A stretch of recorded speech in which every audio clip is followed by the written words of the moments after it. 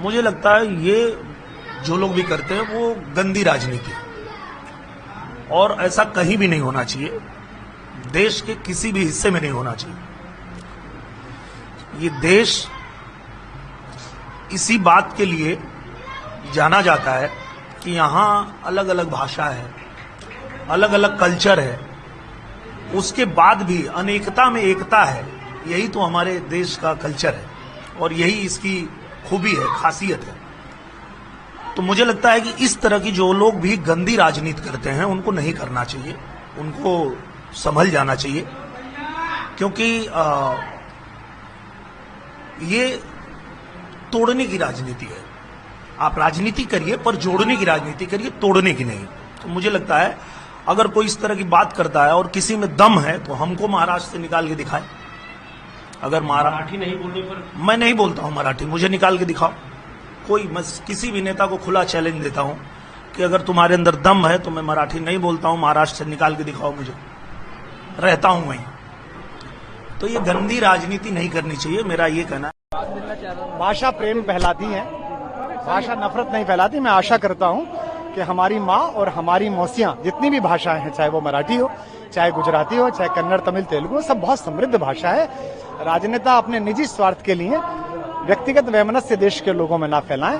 सबको भाषा आनी चाहिए। मेरे को भी बहुत प्रिय लगती है तुकाराम की भाषा और मैं आशा करता हूं कि ये विवाद जल्दी थम जाएगा। एक बयान आया था मिलना चाहते हिंदी भाषी क्षेत्र हैं वो पिछड़े रह गए हैं और हम आगे, राज ठाकरे की तरफ से बयान। मैं ऐसे किसी अप्रासंगिक बात पर टिप्पणी कर कभी सम्मेलन की मर्यादा भंग नहीं करना चाहता। बहुत मराठा भाइयों को मुबारकबाद देना चाहता हूं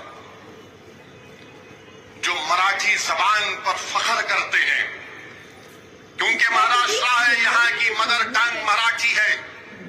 मैं उनको मुबारकबाद देना चाहता हूं कि आपने कह दिया कि यहाँ पर मराठी जबान ही चलेगी, कोई दूसरी जबान को यहाँ पर हम पर, हमारे गलों पर नहीं थोपा जाएगा।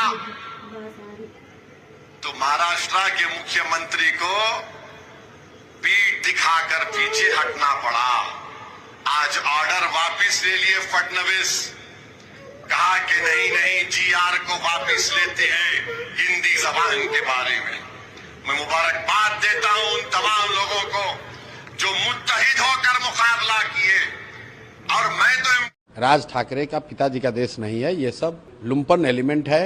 बॉम्बे में अपने घर में बैठकर बाघ बन रहे हैं, अपने घर में बैठकर कोई किसी को गाली दे सकता है और ये उनके संस्कार को दिखाता है, उनकी बेवकूफ़ी को दिखाता है। अपने घर में बैठकर किसी दूसरे को, गरीब को, कोई वहाँ काम करने गया है उसको 2 थप्पड़ मारते हो, ये कोई बहादुरी नहीं है, ये कोई बहादुरी नहीं है। तो दोनों भाई एक साथ आ गए। अरे दोनों भाई एक साथ आ जाए, 4 भाई साथ में आ जाएं। ये दोनों भाई पहले साथ में नहीं थे तो क्या कर लिया राज ठाकरे, क्या कर लिए? दोनों भाई साथ में रहेंगे तो क्या कर लेंगे?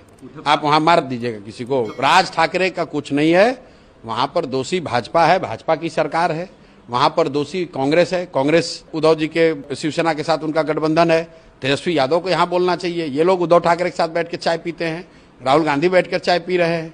जब शिवसेना को हमने मदद की तो हमने उनसे आश्वासन लिया था कि बिहार के हिंदी भाषी लोगों को बॉम्बे में, महाराष्ट्र में कोई भी नुकसान नहीं होना चाहिए, कोई भी मारपीट नहीं होनी चाहिए, अपशब्द उनके साथ नहीं होना चाहिए। और आप ANI के रिपोर्टर हैं, आप जाकर चेक करा लीजिए। 2020 से लेकर इस घटना से पहले तक एक भी शिवसेना की ओर से कोई ऐसी घटना बिहारियों के प्रति, हिंदी भाषियों के प्रति नहीं हुई है। ये वापस से फिर से शुरू हुआ है क्योंकि वहां पर मुंबई म्युनिसिपल कॉरपोरेशन का इलेक्शन है और वहां मराठी वोट लेने की लड़ाई है और उस चक्कर में गरीब हिंदी भाषी लोग, बिहार के लोगों के साथ मारपीट हो रही है। आप कहते हैं कि आप सनातन को मानते हैं, हिंदू धर्म को मानते हैं। हिंदू धर्म के हिसाब से भी देखिए तो अपने यहाँ घर में, आपके गाँव में, आपके शहर में आए हुए किसी असहाय, किसी गरीब को मारना, ये कौन सा धर्म है?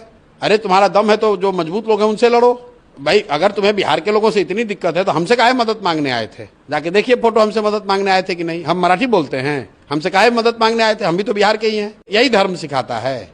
किसी अपने से कमजोर व्यक्ति पर अत्याचार करना, ये ना धर्म है, ना राजनीति है, ये सिर्फ बदमाशी है और कुछ नहीं।